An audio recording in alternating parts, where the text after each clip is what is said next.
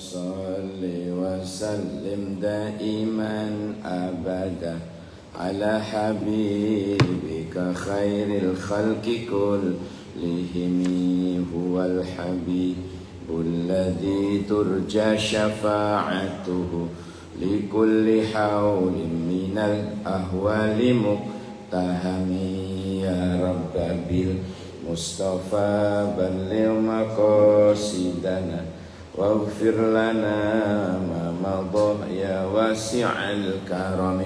Assalamualaikum warahmatullahi wabarakatuh. Alhamdulillahilladzi an'amana bi ni'matil iman wal islam. Asyhadu an la ilaha illallah wahdahu la syarikalah wa asyhadu anna sayyidana Muhammadan abduhu wa rasuluh la nabiyya wa la rasula ba'dah.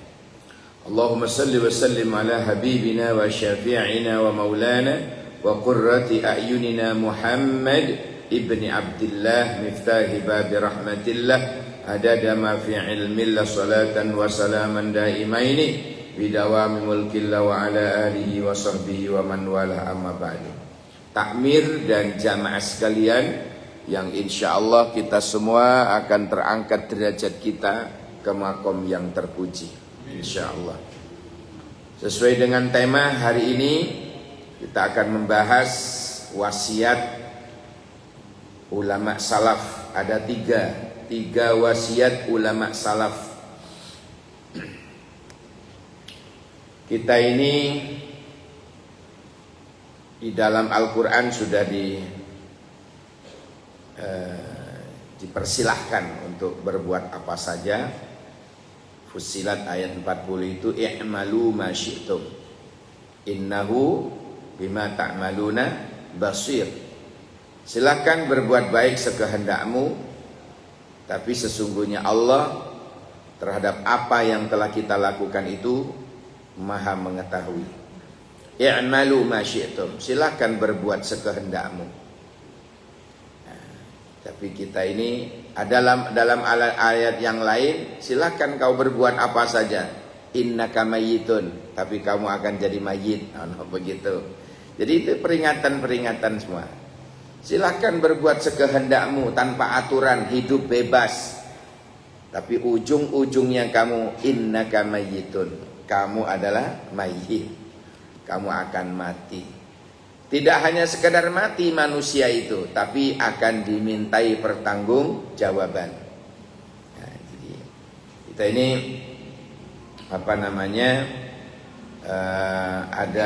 kita simak apa yang diwasiatkan oleh ulama salaf dulu. Yang pertama, barang siapa yang memperbaiki batinnya, pasti Allah akan memperbaiki lahirnya. Jadi memperbaiki batin itu berarti kaitannya dengan jiwa, kemudian berkaitan dengan iman, berkaitan juga dengan ketakwaan kita, berkaitan dengan amal ibadah kita ya. Artinya begini kalau kasarannya ya, kalau kau perbaiki sholatmu, Allah akan memperbaiki urusan duniamu gitu. Kalau kalian memperbaiki hubungannya dengan Allah ya, maka Allah yang akan memperbaiki hubunganmu dengan makhluk. Jadi kasarannya begitu ini. Jadi barang siapa yang memperbaiki batinnya, Allah akan memperbaiki lahiriahnya. Jadi kalau kita maknai, siapa yang memperbaiki hubungannya dengan Allah, ibadahnya baik dengan Allah, hubungannya baik dengan Allah, maka Allah akan memperbaiki hubungan kita dengan semua makhluk. Semua makhluk. Ini pesan wasiat yang pertama. Soalnya begini, di dalam surat Fussilat ayat 43 itu Allah memberikan suatu statement ya, bahwa inna rabbaka ladzu maghfiratin wa dzu iqabin alim. Kan begitu? Surat Fussilat ayat 43.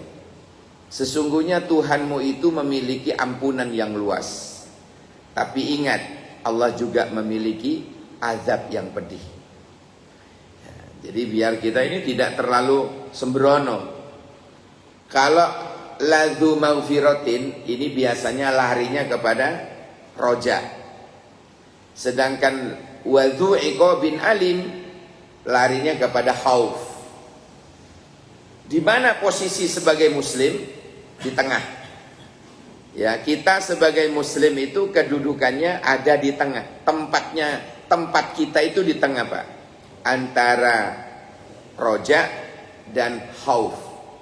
Roja itu artinya harapan dapat ampunan Allah, karena ladzu maghfiratin, benar-benar Allah memiliki ampunan. Sementara posisi khauf itu sebelah kiri. Khauf itu kita berdasarkan ayat wadzu iqabin alim, Allah memiliki azab yang sangat pedih. Maka rasa khauf di sini. Kita tidak boleh kemudian kita condong kepada roja, karena akan menjadikan seseorang yang sembrono. Maksiat sedikit berani, Allah Tuhan kan Maha Pengampun. Maksiat jawil-jawil bokong, Allah kayak wudu hilang. Itu sembrono, menjadi sembrono. Tapi kalau khauf ini juga begitu. Kalau khauf yang menang, ini bahaya juga. Rasa takut, perasaan takut. Nah, ini karena Allah memiliki azab yang pedih. Takutnya luar biasa ini. Mau keluar rumah takut haram. Mau ke pasar, mau belanja takut haram. Mau beli nasi goreng takut haram. Mau ke Matos banyak puler, kupu diler takut haram. Mau kemana aja takut. Akhirnya luwe. Keluwen ya mati. Nah, enak. Jadi perasaan khauf roja terlalu nemen menjadikan seseorang sembrono. Perasaan apa tadi? Khauf, rasa takut yang berlebihan, takut haram yang berlebihan, jadikan dia luwe. Tidak bisa keluar rumah, tidak bisa mau keluar kamar aja takut. Ya, ini maka posisi kita dianjurkan di tengah. Bain-bain, kalau bahasa Arabnya bain-bain, bukan ben-ben, ben-ben wis, kapan-kapan, bukan begitu. Bain-bain itu artinya baina-baina, antara khauf dan roja, antara roja dan khauf. Kita di tengah, harus balance. Mobil aja, Pak, itu harus sporing balancing. Ya, sporing balancing. Harus imbang. Ban depan itu kanan dan kiri harus imbang sehingga setir-setiran ini enak. Itu namanya sporing balancing. Kehidupan manusia, kula panjenengan itu juga harus balance. Harus sporing balancing juga, harus di tengah. Tidak terlalu roja, tidak terlalu khauf. Ya, biasa aja di tengah-tengah. Nah, ini apa namanya wasiat yang pertama ya. Kita memperbaiki batin, Allah yang memperbaiki lahir. Yang kedua, siapa yang memperbaiki hubungannya dengan Allah, pasti Allah akan memperbaiki hubungannya dengan manusia. Ini kaitannya dengan yang pertama tadi, antara batin dan lahiriah, batiniah dan lahiriah. Berkaitan. Di mana dalam Al-Qur'an itu ada hablum minallah, juga ada hablum minannas. Pasti itu. Ya. Jadi kalau kita berurusan dengan hubungan dengan Allah, hablum minallah, ini dirinci, Pak. Hubungannya bagaimana? Sama dengan akhlak dulu itu.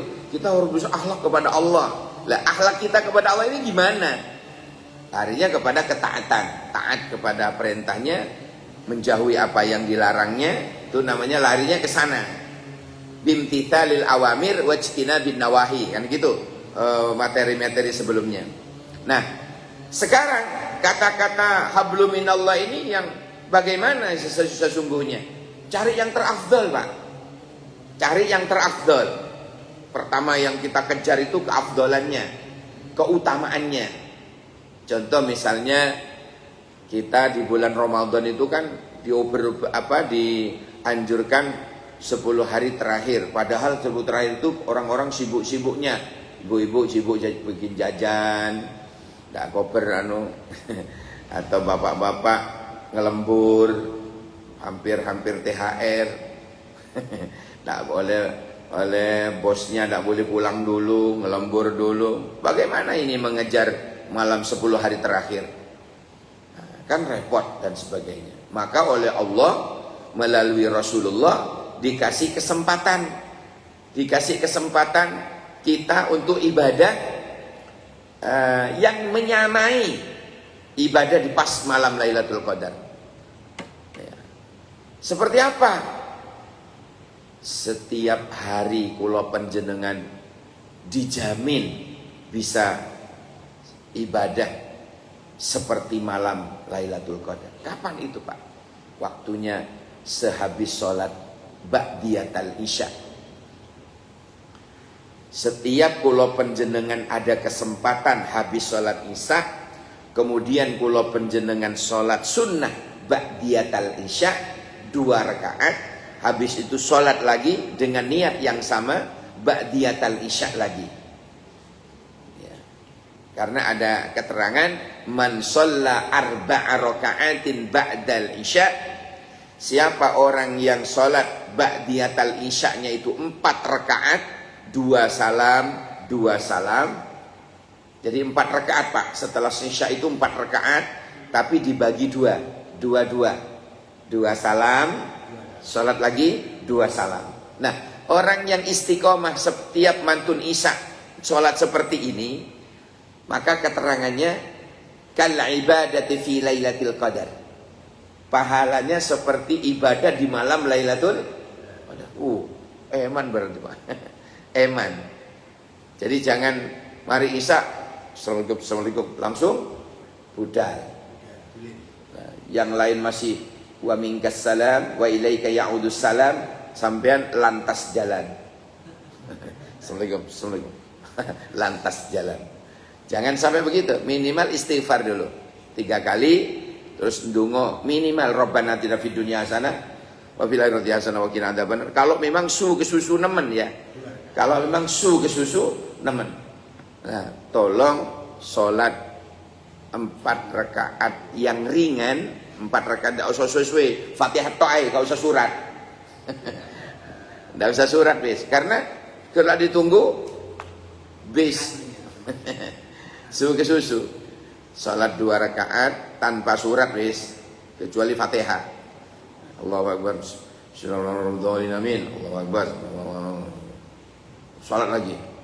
Jadi siapa yang istiqomah, ya, istiqomah 4 rakaat 2 salam sesudah salat isya, maka ibadahnya orang tersebut dianggap oleh Allah seperti ibadah di malam Lailatul Qadar.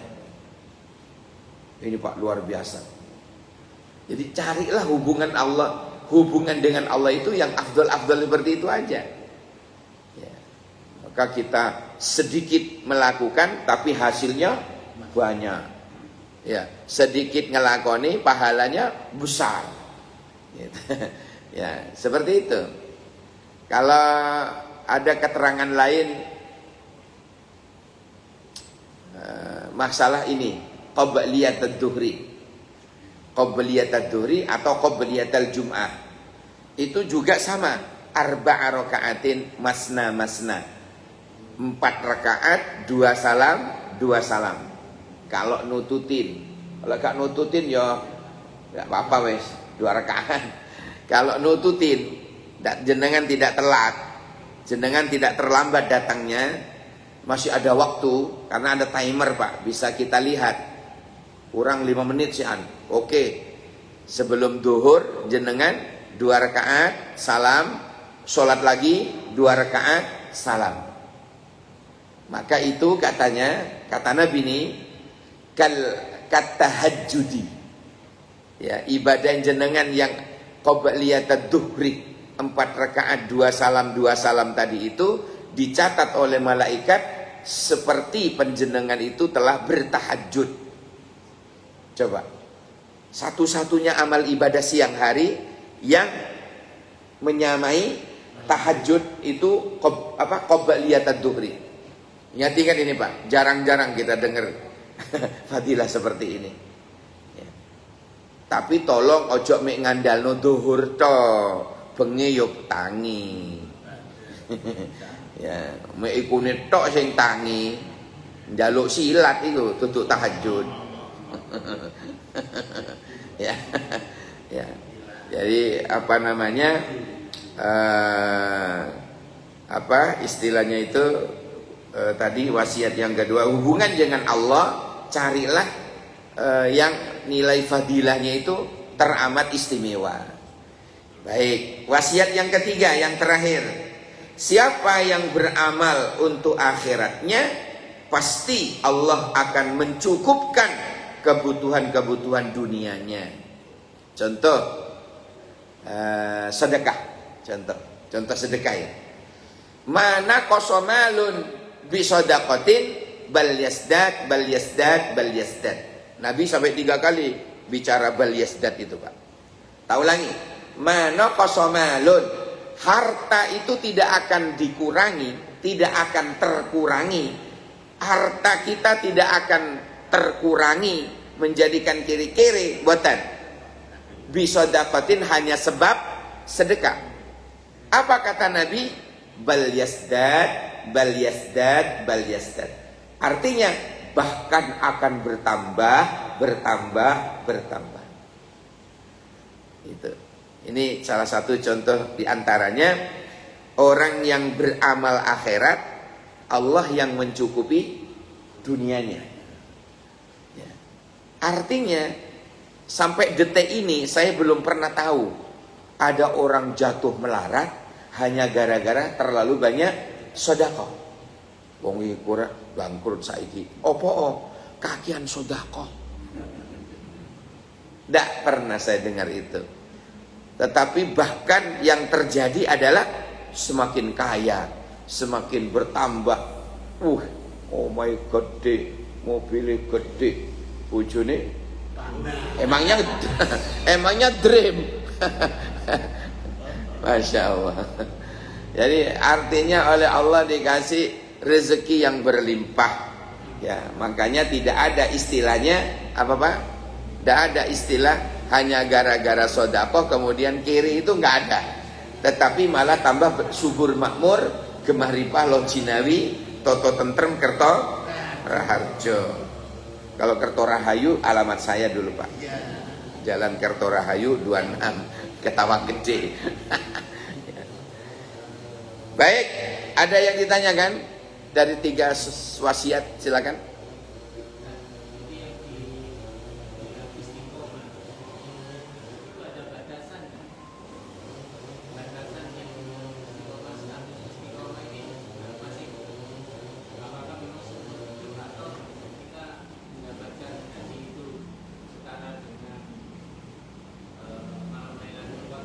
Terus mandek. Oh. Baik. Yang keistiqomah itu selama hidup. Selama hidup. Boten. Nah, setiap kita melakukan di catatan malaikat dia telah memperoleh pahala Lailatul Qadar, malam yang kemuliaan. Malam satu kali berarti dia mendapatkan fadilah seolah-olah ibadah 83 tahun lebih 4 bulan. Iya. Enggak, itu dapat segitu. Besoknya lagi dapat segitu. Besoknya lagi dapat segitu. Gitu. Syukur kalau bisa istiqomah terus menerus sampai mati. sampai berakhir. Jadi ini salah satu kemurahan Allah. Ya, ibadah sekali aja dapat seperti itu, Pak. Seolah-olah dia telah ibadah selama 83 tahun lebih 4 bulan. Subhanallah. Loh, bagaimana kalau dia istiqomah tiap malam? So sweet ini, Pak. Luar biasa. Makanya mumpung kula panjenengan oleh Allah dikasih kemurahan seperti itu, ya maka pergunakan waktu luang kita itu. Jangan gedekno ketek mawon. Didik kudu turu, ayo kate turu. Jadi langsung ke susu sampean, kate turu. Walah, itu gedekno ketek jenenge. Jangan. Hidup kok untuk turu. Turu untuk hidup. Ya, oke. Ada lagi? Ya. Pahalanya ba'da zuhur tidak terletak qobliyah. Ba'diyahnya. Oh. Tapi kalau kita melihat istiqomahnya Rasulullah, itu juga ba'diyah. Nggih. Tapi tidak sama dengan yang saya katakan tadi seperti nilainya sama dengan tahajud dan sebagainya. Tapi jangan pernah kita meremehin ba'diyahnya. Karena Nabi juga melakukan. Ngaten ya? Nah, jadi intinya jangan meremehkan ibadah apapun, sekecil apapun. Mudah-mudahan bisa istiqomah. Amin. Oke, waktunya breakfast dan piringan sudah selesai. Ditoto. Boleh? Oh, boleh. Ustaz, kalau kita sholat malam tahajud itu ditutup dengan sholat witir 3 rakaat. Nah itu kalau kita sholat itu ditutup juga dengan witir, apakah mana dulu dengan sholat witir atau dengan ba'da isya? Ya. Kata Nabi, la witroni fi lailatin. La witroni fi lailatin. Tidak ada witir 2 kali dalam satu malam. Hadisnya jelas ya. La witroni fi lailatin. Tidak ada witir 2 kali dalam satu malam.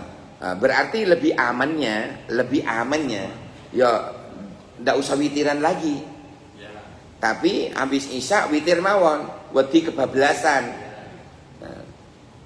Gue jenengan tangi, aduh mepet subuh, aduh sik junub durung adus lho. Nggih ta? Iya kan? Nah, oleh karena witir tidak apa-apa, nanti tidak usah witiran lagi. Ngaten nggih? Maksud saya begini Ustaz, mana dulu yang kita kerjakan, ba'da isya dulu apa witir? Loh, ba'dal isya dulu. Witir itu penutup. Witir itu penutup. Jangan ditutup dulu. Kok dorong dibuka wis tutupen botolmu. Gara-gara sebotol minuman jalannya sempoyongan.